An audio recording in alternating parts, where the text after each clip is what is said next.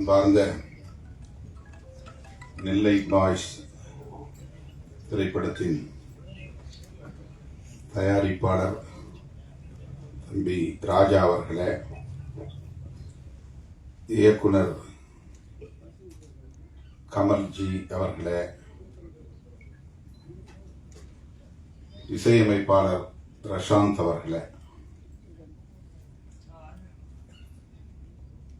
திரைப்படத்தின் கதாநாயகன் தம்பி அறிவழகன் அவர்களே,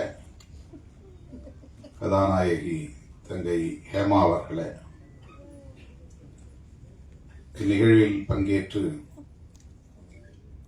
வாழ்த்துரை வழங்கி அமர்ந்திருக்கிற பெருமதிப்பிற்குரிய அண்ணன் கலைப்புலி தான் அவர்களே, வாழ்த்துரை வழங்கி நிகழ்வுக்கு சிறப்பு சேர்த்திருக்கிற பெருமதிப்பிற்குரிய அண்ணன் கே ராஜன் அவர்களே,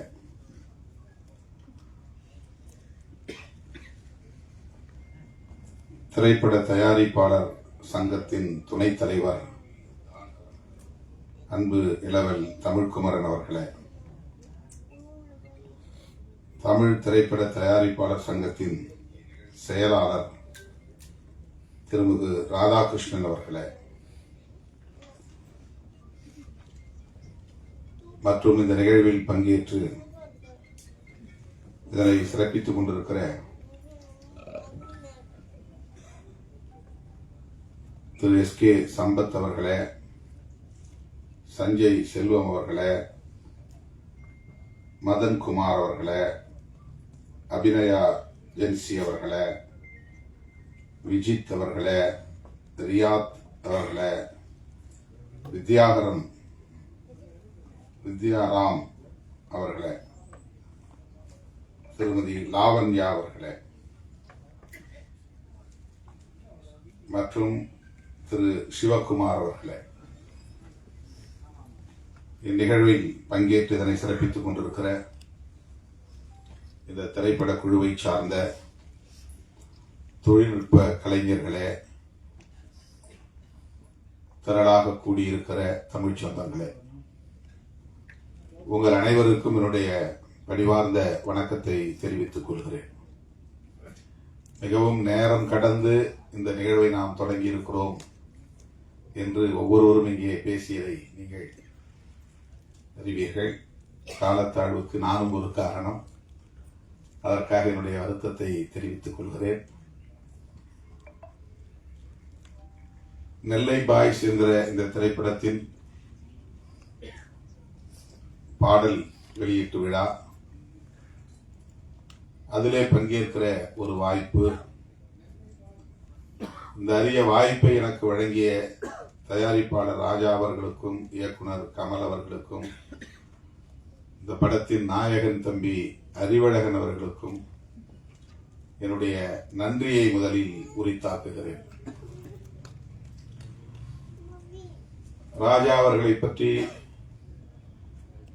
திரைப்படத்தில் இன்றைக்கு மிக பெரும் ஜாம்பவான்களாக இருக்கக்கூடிய அண்ணன் தான் அவர்களும் அண்ணன் ராஜன் அவர்களும் பலரும் இங்கே பேசினார்கள். எனக்கு பெரிய அளவில் அவர் அறிமுகம் இல்லை. இயக்குனரும் தயாரிப்பாளரும் அறிவழகன் அவர்களோடு வந்து இந்த நிகழ்வுக்கு வர வேண்டும் என்று எனக்கு அழைப்பு விடுத்தார்கள். பல்வேறு பணிச்சுமைகளுக்கு இடையிலே எனக்கு சற்று தயக்கம் இருந்தது. ஆனாலும் மறுதலிக்க இயலவில்லை. அதற்கு முக்கியமான காரணம், இந்த படத்தின் நாயகனாக நடிக்கிற தம்பி அறிவழகன் என்னால் அன்போடு கென்னி என்று அழைக்கப்படக்கூடிய தம்பி, குழந்தையிலிருந்து என் மடியில் வளர்ந்த ஒரு பிள்ளை. நான் எண்ணி பெருமைப்படுகிறேன்.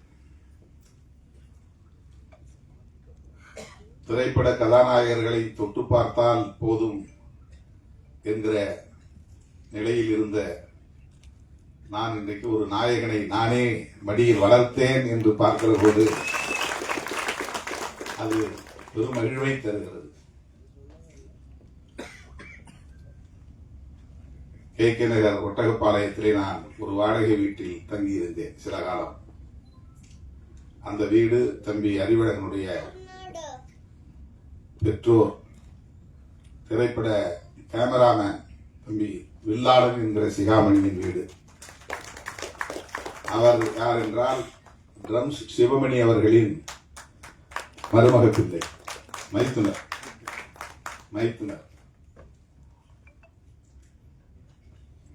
அந்த வீட்டில் நான் இருந்தபோது 1 வயதோ 2 வயதோ 3 வயது குழந்தைகள் என்றால் எனக்கு அப்படி ஒரு பிரியம் உண்டு. அதிலும் இவன் வித்தியாசமானவன். பார்ப்பதற்கு மிகவும் அழகாக கவர்ச்சிகரமாக இருப்பான். அவ்வளவு அழகிய ஒரு குழந்தை, கொழுகொழுவென்று இருப்பான். அவன் நான் வெளியிலே சுற்றுப்பயணம் போய்விட்டு வந்து நள்ளிரவு வந்தாலும் அவனை பார்த்தால் விடமாட்டேன். காலையில் நிகழ்ச்சிகளுக்கு புறப்படுவதற்கு முன்பு அவனை பார்த்துவிட்டு தான் செல்வேன். அப்படி அவன் மீது ஒரு பிரியம். நிறைய கிள்ளி வைத்திருக்கிறேன், கடித்து வைத்திருக்கிறேன். அப்படி இருந்த ஒரு பிள்ளை இன்றைக்கு வளர்ந்து திரைப்படத்துறையிலே ஒரு கதாநாயகனாக ஒரு படத்தில் நடிக்கிறான் என்பதை அறிந்து உள்ளபடியே நான் பெரிதும் மகிழ்ந்தேன். அவனை பார்க்கிற போதெல்லாம் எப்போது உன் படம் வருகிறது என்று திரும்ப திரும்ப கேட்பேன். எத்தனையோ பலர் அப்படி படங்களில் நடித்து அந்த திரைப்படங்கள் வெளியிடாமல் அப்படியே நின்று விடுவதையும் நாம் பார்க்கிறோம். திரைக்கே வராமல் போய்விடுகிறது. சிறு முதலீட்டு படங்கள் அப்படி பல நெருக்கடிகளை சந்திக்கின்றன. அவர்களால் பெரிய அளவிலே பிரம்மாண்டமான விளம்பரங்களை செய்ய முடிவதில்லை. வெளியீட்டாளர்களும் அந்த அளவுக்கு போட்டி போட்டுக்கொண்டு வாங்க வருவதில்லை. அதாவது டிஸ்ட்ரிபியூட்டர்ஸ், விநியோகஸ்தர்கள். சிறு முதலீட்டு படங்கள் எத்தகைய நெருக்கடிகளை எல்லாம் சந்திக்கின்றன என்பதை நாம் அவ்வப்போது அறிகிறோம். அந்த வரிசையிலே இந்த படமும் ஒன்றோ, அறிவழகன் நடித்த படம் திரைக்கு வராமல் போய்விடுமோ என்ற கவலை எனக்கு இருந்தது. திடமென போன வாரம் வந்து தயாரிப்பாளர் ராஜா அவர்களையும் கமல்ஜி அவர்களையும் அழைத்து வந்து அறிமுகப்படுத்தி இந்த நிகழ்ச்சிக்கு நீங்கள் கட்டாயம் வர வேண்டும் என்று தன்னுடைய பெற்றோரோடு வந்து தாயாரும் இங்கே வந்திருக்கிறார். அவர்கள் வந்து என்னை அழைத்த போது என்னால் மறுதளிக்க இயலவில்லை, மகிழ்ச்சி தாழவில்லை. கட்டாயம் நான் வருகிறேன், எவ்வளவு வேலைகள் இருந்தாலும் வருகிறேன் என்று உறுதியளித்தேன். கட்சி அலுவலகத்தில் ஏறத்தாழ 200 பேருக்கு மேல் இன்றைக்கு திரண்டிருந்தார்கள். 5 மணிக்கே எனக்கு பதற்றம் வந்துவிட்டது. 6 மணிக்கு நிகழ்ச்சி ஆயிட்டு பெரிய தயாரிப்பாளர்கள், நடிகர்கள் எல்லோரும் வருவதாக சொன்னார்களே, அவர்கள் எல்லாம் முன்கூட்டியே வந்து காத்திருப்பார்களே என்கிற பதற்றம். ஆனாலும் என்னால் உரிய நேரத்திற்கு வர இயலாத அளவுக்கு பல்வேறு மாவட்டங்களில் இருந்து நிறைய தோழர்கள் வந்து என்னை சூழ்ந்து கொண்டார்கள். அவற்றையெல்லாம் பின்னுக்கு தள்ளிவிட்டு நான் இங்கே வந்து உங்கள் முன்னால் நிற்பதிலே மகிழ்ச்சி அடைகிறேன். தம்பி அறிவழகனை நான் நெஞ்சார வாழ்த்துகிறேன். அது என்னுடைய முதல் கடமை. அவருக்கு இப்படி ஒரு வாய்ப்பை தந்த ராஜா அவர்களுக்கும் கமல்ஜி அவர்களுக்கும் என்னுடைய நெஞ்சார்ந்த வாழ்த்துக்கள். அவர் பிரபலமான குடும்ப பின்னணியை கொண்டவர் அல்ல, ஏற்கனவே பல படங்களை நடித்து புகழ் பெற்றவர் அல்ல. ஆனாலும் அவரை ஒரு நாயகன் ஆக்க வேண்டும் என்று துணிந்து தம்பி ராஜா அவர்கள் ஒரு முதலீட்டை செய்திருக்கிறார் என்றால் அவருக்கு எப்படி என்னுடைய பாராட்டை தெரிவிப்பது, வாழ்த்துக்களை தெரிவிப்பது என்று திணறி நிற்கிறேன். அதற்காக அவரை நான் மீண்டும் ஒரு முறை வாழ்த்தவும் பாராட்டவும் கடமைப்பட்டிருக்கிறேன். நெல்லை பாய்ஸ் கதை முழுமையாக நாம் இன்னும் திரைப்படத்தை பார்க்கவில்லை, தெரியவில்லை. ஆனால் அந்த எழுத்தை பார்த்ததும் நான் கேட்டேன், என்ன இந்த நெல்லையில் நிறைய அறிவாள்கள் இருக்கின்றன, கொடுவாள்கள் இருக்கின்றன. இந்த எழுத்தின் வடிவமைப்பிலேயே அருவா இருக்கிறதே என்று கேட்டேன். நெல்லை என்றாலே அருவாள் என்று சொல்லக்கூடிய நிலை. அப்படித்தான் அதை சித்தரிக்க வேண்டும் என்று இல்லை. திரைப்படங்களில் எனக்கு நெடுநாளாக உள்ள ஒரு பெரிய கேள்வி, வன்முறைகள் இல்லாமல் படம் எடுக்கவே முடியாதா என்ற கேள்வி.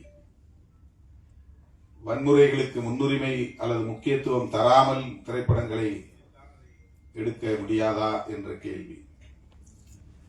திரைப்படங்களில் காட்டுவதைப் போல் உள்ளபடியே மக்களிடையே வன்முறை கலாச்சாரம் இருக்கிறதா என்ற கேள்வி. இயக்குனர்கள் மாற்றி சிந்திக்க வேண்டும்.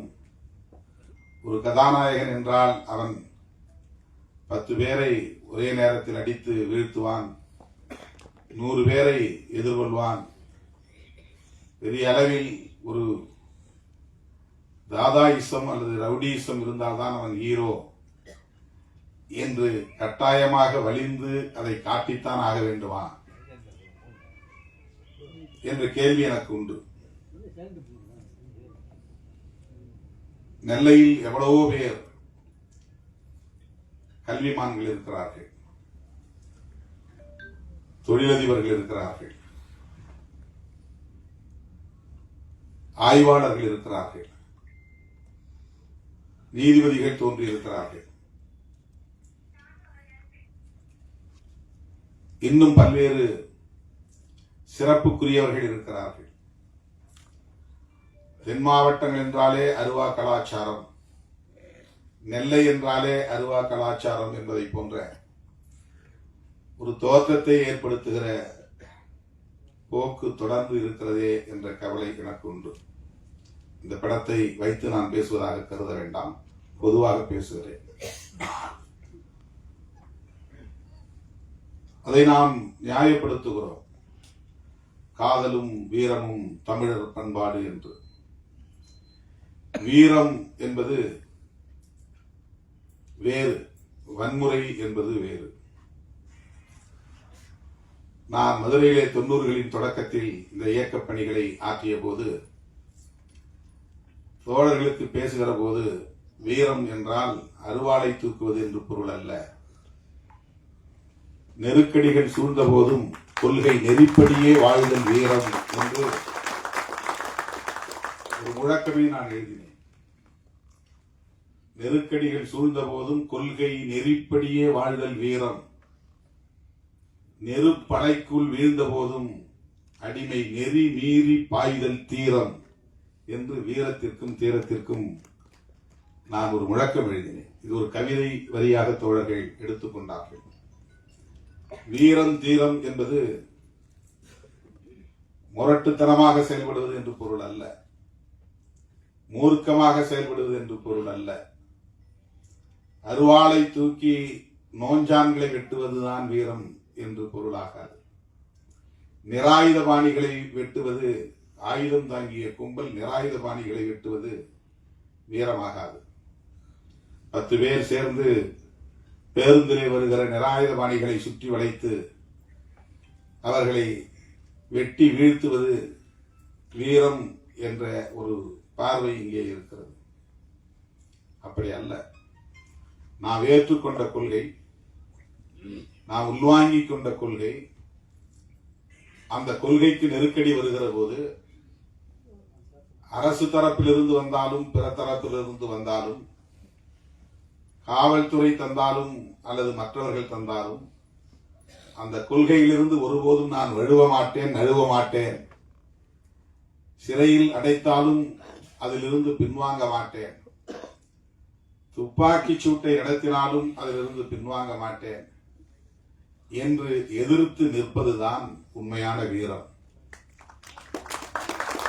ஆனால் நாம் இங்கே வன்முறையை வீரமாக சித்தரிக்கிறோம். ரவுடியிசம் என்பது வேறு, ஹீரோயிசம் என்பது வேறு. ஆனால் இங்கே ரவுடியிசம் தான் ஹீரோயிசமாக மீண்டும் மீண்டும் உயர்த்தி பிடிக்கப்படுகிறது.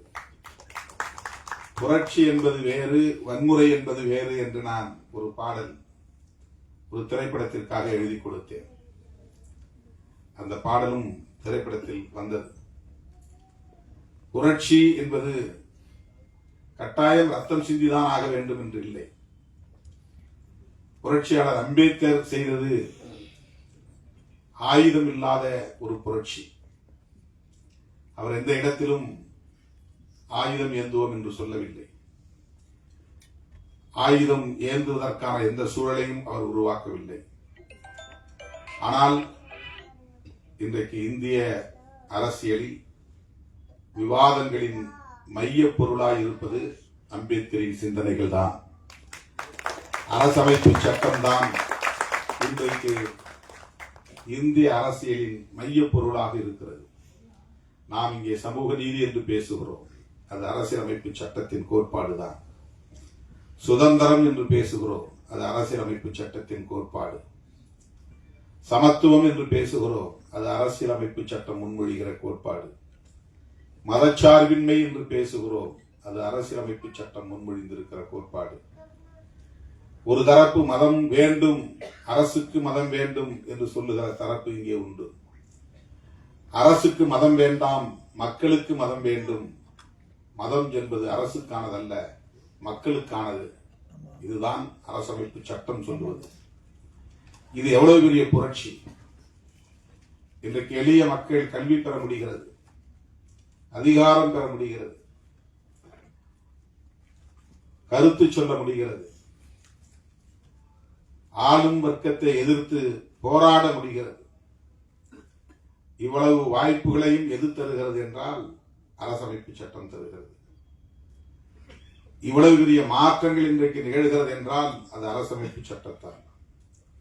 ஒரு காலத்தில் பெண்கள் வீட்டை விட்டு வெளியே வர முடியாது, பெண்களுக்கு கல்வியே இல்லை என்கிற நிலை இருந்தது, சொத்துரிமை இல்லை என்கிற நிலை இருந்தது. அவர்கள் விரும்புகிற வாழ்க்கையை தீர்மானிக்க முடியாத நிலை இருந்தது. இன்றைக்கு அதுவெல்லாம் மெல்ல மெல்ல மாறி வருகிறது. 12ஆம் வகுப்பு தேர்வு முடிவுகள் வருகிற போது மாவட்டத்திலும் சரி, மாநிலத்திலும் சரி, முதல் மதிப்பெண் எடுக்கிறவர்கள் பெண் பிள்ளைகளாக இருக்கிறார்கள். விளையாட்டு போட்டிகளாக இருந்தாலும், வேறு வகையான போட்டிகளாக இருந்தாலும் அதிலே இன்றைக்கு பெண் பிள்ளைகள் முதலிடத்தில் இருக்கிறார்கள். இந்த சில பத்தாண்டுகளில் இவ்வளவு பெரிய முன்னேற்றம் பெண்களிடையே ஏற்பட்டிருக்கிறது. அவர்களால் நீதிபதிகளாக இருந்து தீர்ப்பு வழங்க முடிகிறது, வழக்கறிஞர்களாக இருந்து வாதாடி வெற்றி பெற முடிகிறது, அரசியல் தலைவர்களாக இருந்து கட்சியை வழிநடத்த முடிகிறது. இதற்கெல்லாம் வழிவகுத்தது எது என்றால் அரசமைப்பு சட்டம்தான். இதுதான் புரட்சி, அமைதி புரட்சி. எனவே வன்முறையை புரட்சி என்று நாம் கருதக்கூடாது. ரவுடிசத்தை ஹீரோயிசம் என்று நாம் சித்தரிக்க கூடாது.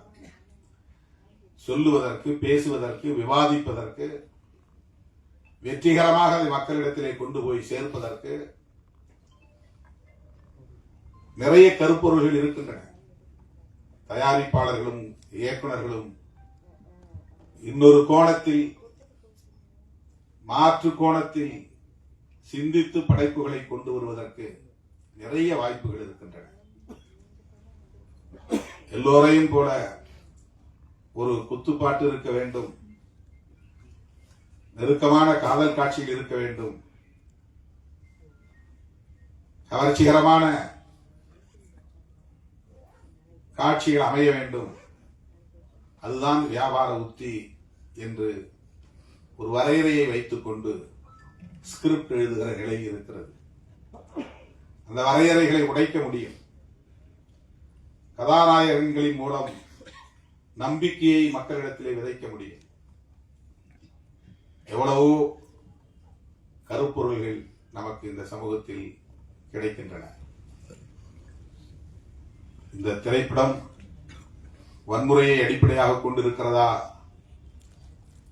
அல்லது கவர்ச்சிகரமான காட்சிகளை கொண்டிருக்கிறதா என்று நமக்கு தெரியாது.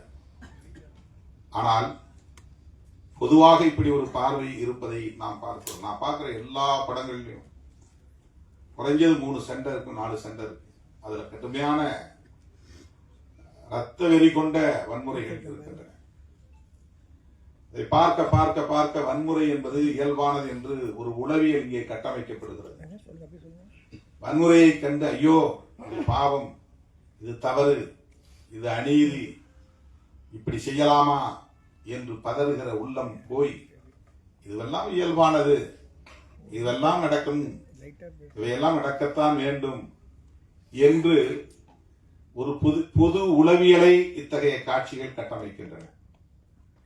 வன்முறையின் மீது ஒரு எதிர்மறை விமர்சனம் இல்லாமல் அதை கடந்து போகிற நிலை உளவியலாக கட்டமைக்கப்படுகிறது. எந்த ஒரு காட்சியை திரும்ப திரும்ப நாம் காட்டுகிறோமோ அந்த காட்சி இயல்பான ஒன்றாக மாறிவிடுகிறது.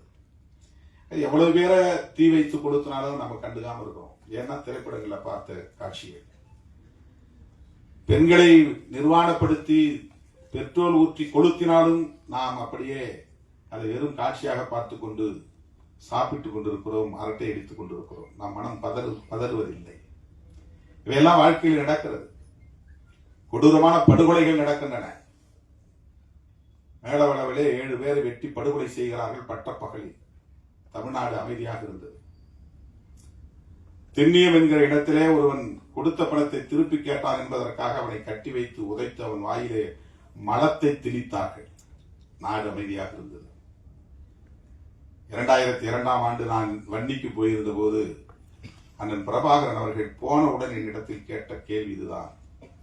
திண்ணியத்தில் ஒருவன் வாயில் மலத்தை திணித்தானே, என்ன கொடுமை, 3 நாள் நான் உறங்கவே இல்லை. இதையெல்லாம் எப்படி உங்கள் மாநிலத்து தலைவர்கள் சகித்துக் கொண்டு அமைதியாக இருக்கிறார்கள்? வாயிலே மலத்தை திணித்தவன் இன்னும் உயிரோடு இருக்கிறானா என்று கேட்டான். ஒரு அநீதி நடக்கிற போது ஒருவன் உள்ளம் கொதிக்கிறது என்றால் அவன்தான் புரட்சியாளர். எந்த ஊர்ல நடக்குது, எங்க ஊர்ல நடக்குதா அப்படின்னு பார்த்து கொதிப்படைகிறதில்லை. எங்க சாதிக்கு நடக்குதான்னு பார்த்து கொதிப்படைகிறது கொதிப்பு அல்ல, புரட்சி அல்ல. எங்கோ ஒரு இடத்தில் அநீதி நடக்கிறது என்றால் இந்த அநீதி நடப்பது கொடுமை என்று பதறுகிற அந்த உள்ளம், அதுதான் புரட்சிகர உள்ளம். அப்படி பதற முடியாமல் ஆக்குவது எது என்றால் திரைப்படங்களில் காட்டுகிற இத்தகைய காட்சிகள் தான். தினந்தோறும் பார்க்கிறோம். எல்லா படத்திலும் வன்முறைகள். 10 பேர் சேர்ந்து ஒருவன் கொடூரமா வெட்டி படுகொலை செய்யக்கூடிய காட்சிகள், ரத்தம் தெரிக்கிற காட்சிகள், இதெல்லாம் நம்ம ஒரு படமா தான் காட்சியா தான் நடத்துறோம். ஆனா அதை பார்க்கிற மக்கள் மத்தியில் அது ஒரு தாக்கத்தை ஏற்படுத்துகிறது. அது ஒரு பொது உளவியலை கட்டமைக்கிறது. இப்படிதான் நடக்கும். அங்க 2 பேரை வெட்டிட்டாங்களா, 10 பேரை வெட்டிட்டாங்களா, அதை பத்தி நமக்கு பிரச்சனையே இருக்காது, கவலையே இருக்காது, பதற்றமே இருக்காது, படபடப்பு இருக்காது, பதைப்பு இருக்காது. அப்புறம் அநீதி நிகழ்ந்து கொண்டேதான் இருக்கும். வீட்டுக்குள்ள புகுந்து ஒரு துப்பாக்கியால சொல்றான் கர்நாடகாவில். ஏண்டான்னா அவன் இடதுசாரி சிந்தனையாளர். நாடு அமைதியாக இருக்கிறது, பதறவே இல்லை. அந்த கவலையிலிருந்து நான் இதை சுட்டி காட்டுகிறேன். இந்த திரைப்படத்தை முழுமையாக பார்க்க ஆசை. ஏனென்றால் அதிலே தம்பி அறிவழகன் கதாநாயகனாக நடித்திருக்கிறான் என்பதும் ஒரு காரணம். நெல்லை பாய்ஸ் எப்படிப்பட்டவர்களாக இருக்கிறார்கள், நம்முடைய கமல்ஜி அதை எப்படி இயக்கியிருக்கிறார், நடிகராகவும் தயாரிப்பாளராகவும் இருக்கிற தம்பி ராஜா அவர்கள் எப்படி இதிலே கவனம் செலுத்தி இருக்கிறார், அவருக்கு எதிர்காலம் இருக்கிறது என்று அண்ணன் ராஜன் அவர்களும் பேசினார், அண்ணன் தானு அவர்களும் பேசினார். ஒரு படத்தை தயாரிப்பது எவ்வளவு பெரிய போராட்டம் என்பது நமக்கு தெரியும். சிறு முதலீடு என்றால் அதற்கு சிறு படம் என்று நாம் சொல்லுகிறோம். எந்த படமும் சிறிய படம் பெரிய படம் என்று இல்லை. முதலீடு தான் சிறிய முதலீடு, பெரிய முதலீடு. சிறு முதலீட்டு படங்கள் என்று வேண்டுமானால் நாம் சொல்லலாம், சிறு படங்கள் என்று சொல்லக்கூடாது. தயாரிப்பாளர்களுக்கு இருக்கிற நெருக்கடிகள், அந்த படத்தை தயாரித்து அதை திரைக்கு கொண்டு வருவது என்பது எவ்வளவு பெரிய போராட்டம் என்பது நமக்கு தெரியும். வந்ததும் அண்ணன் சொன்னார், 200 படம் வருதுன்னா 190 படங்கள் படுத்துது, 10 படங்கள் தான் ஓடுது. ஆனாலும் இன்னும் 100 பேர் திரும்ப அந்த களத்துக்குள்ள வராங்க. இந்த தகவலை சொன்னார். தயாரிப்பாளர்கள் நலிவடைந்து விடக்கூடாது, நட்டமடையக்கூடாது. அவர்களும் இங்கே பாதுகாப்பாக தொடர்ந்து இயங்க வேண்டும். அதற்காகத்தான் இந்த சங்கங்கள் எல்லாம், தயாரிப்பாளர்கள் சங்கம், இயக்குநர்கள் சங்கம் என்று ஒவ்வொரு கலைஞர்களுக்கும் தனித்தனியே சங்கங்கள். தயாரிப்பாளரும் இயக்குனரும் ஒருமித்த கருத்தோடு இணைந்து இயங்கினால்தான் ஒரு படம் முழுமை பெறும். அந்த படத்தை திரைக்கும் கொண்டு வர முடியும். அதற்கு இந்த சூழல் ஏதுவாகவும் அமைய வேண்டும். இவற்றையெல்லாம் கடந்து இயக்குனர், தயாரிப்பாளர் போன்றவர்கள் ஒரு படத்திலே எந்த காட்சிகளை அமைக்க வேண்டும் என்பதிலும் ஒரு முற்போக்கான பார்வை கொண்டிருக்க வேண்டும். சாதி அமைப்பை நியாயப்படுத்துவது, சாதி பெருமையை உயர்த்தி பிடிப்பது, மதவாத அரசியலை நியாயப்படுத்துவது, இவையெல்லாம் சமூகத்தின் நலன்களுக்கு உகந்தவையா என்கிற சிந்தனை தேவை. பெரியார் அதற்காக தன் வாழ்க்கையை முழுமையாக ஒப்படைத்துக் கொண்டார். 65 வயதிலேயே தன் வாழ்வை முடித்துக் கொண்டார் புரட்சியாளர் அம்பேத்கர். அல்லும் பகலும் படித்து படித்து எழுதி எழுதி உறக்கமில்லாமல் அந்த வாழ்வை முடித்துக் கொண்டார். அவர்களெல்லாம் இந்த சமூகத்தில் எத்தகைய மாற்றத்தை உருவாக்க விரும்பினார்களோ அந்த மாற்றத்தை உருவாக்குவதற்கு நாம் பெரிதாக திரைப்படத்திலே பிரச்சாரம் செய்ய முடியாது.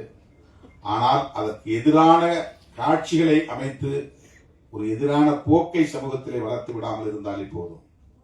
இது என்னுடைய பணிவான வேண்டுகோள். இளம் இயக்குனர், இளம் தயாரிப்பாளர், இவர்களுக்கு எதிர்காலம் இருக்கிறது. ஆகவே இவர்கள் ஒரு முற்போக்கான பார்வை கொண்டவர்களாக பரிணமித்து வளர வேண்டும், வெல்ல வேண்டும் என்று நெஞ்சார வாழ்த்தி வாய்ப்புக்கு நன்றி கூறி முடிக்கிறேன். நன்றி, வணக்கம்.